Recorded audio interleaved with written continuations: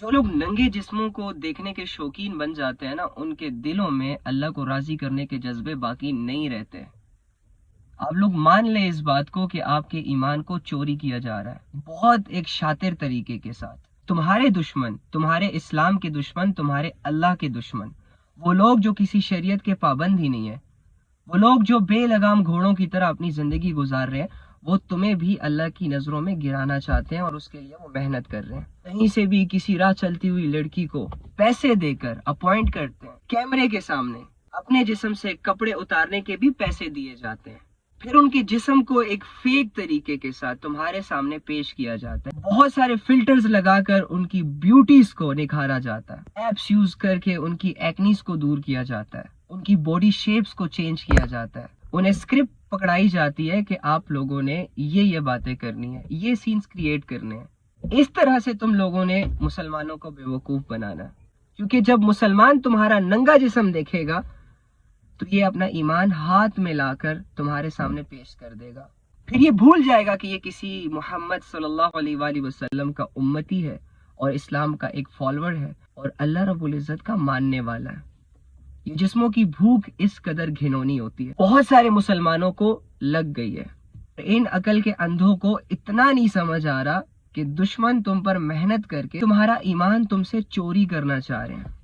اب وہ ہاتھ ڈال کے تمہارے سینے سے تو ایمان نکال نہیں سکتے، لہٰذا تمہیں بے حیا بنا کر اللہ کی نظروں میں گرائیں گے۔ کیوں؟ کیونکہ وہ جانتے ہیں کہ دنیا کی کوئی ٹیکنالوجی، کوئی سپر پاور مسلمان کو نہیں گرا سکتی۔ اگر ہم سارے یونائٹ ہو کر بھی مسلمانوں کا مقابلہ کریں نا، تو مسلمانوں کے ایمان کے سامنے ہماری ساری ٹیکنالوجیز، ہماری ساری چیزیں بے بس ہو جائیں گی۔ ہم نہیں ہرا سکتے مسلمانوں کو، کیونکہ ان کے دلوں کے اندر ایمان کے جذبے ہیں۔ ان کے جو بڑے تھے، ان کے جو صحابہ تھے، ان کے جو پیغمبر تھے، وہ بن دیکھے اپنے اللہ کے لیے جان دینے کے لیے تیار ہو جاتے تھے۔ وہ دولتوں کے لیے نہیں مرتے تھے، وہ کسی گرل فرینڈ بوائے فرینڈ کے لیے کٹس لگا کر سولی پر نہیں چڑھ جاتے تھے۔ ان کی زندگی کا ایک ہی مقصد ہوتا تھا کہ اللہ کی شریعت پوری دنیا پر نافذ ہو جائے، اسلام پوری دنیا پر پھیل جائے، اور اس محنت میں اگر موت آتی ہے، موت قبول، لیکن تمہارے دل میں اور میرے دل میں اللہ کے لیے لڑنے کے جذبے کہاں باقی رہ گئے؟ ہم لوگوں نے تو اپنی نظروں کو اتنا گندا کر دیا ہے، خواہشات کا اتنا مرید بنا لیا ہے کہ اب نفس اور خواہش ہم پر راج کر رہے ہیں، ہم اس کے غلام ہیں، جو دل کہتا ہے وہی کرتے ہیں۔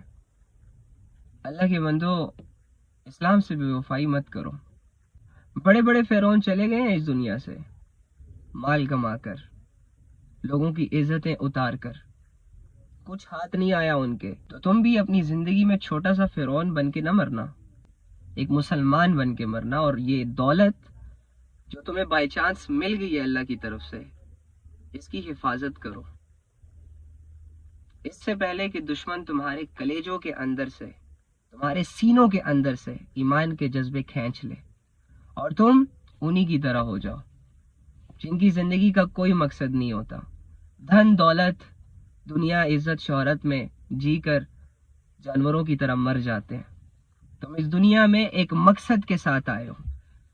افحسبتم انما خلقناکم عبثا وانکم الینا لا ترجعون، تم کیا گمان کرتے ہو، کیا سمجھتے ہو ایویں پیدا کر دی گئے ہو، میرے پاس لوٹ کر نہیں آؤ گے؟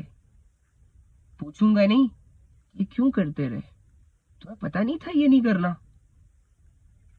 کون سی ہمت تھی تمہارے پاس، کون سی ایسی طاقت تھی تمہارے پاس کہ اپنے رب سے لڑنے کے لیے تیار ہو گئے تھے؟ جوانی ہے تم لوگوں کی، ٹائم ہے تم لوگوں کے پاس، اپنے اسلام کو اپنے ہاتھوں سے برباد مت کرو پلیز۔ اسلام نے غالب ہو کے رہنا ہے، یاد رکھنا۔ جس طرح قیامت کا آنا حقیقت ہے، مرنا ایک حقیقت ہے، مرنے کے بعد دوبارہ کھڑا ہونا ایک حقیقت ہے، اسی طرح اسلام پر وہ دور بھی آئے گا کہ جب پوری دنیا میں اسلام نافذ ہوگا۔ یہ جتنے بھی لوگ اسلام کی مخالفت کر رہے ہیں، ان کی نسلیں اسلام قبول کر چکی ہوں گی، اور اس دنیا میں اسلام کے علاوہ اور کوئی مذہب باقی نہیں بچے گا۔ ایک ایسا دور آئے گا انشاءاللہ۔ تو تم فرعون بن کر، ابو جہل بن کر اسلام کو کوئی نقصان نہیں پہنچا سکتے۔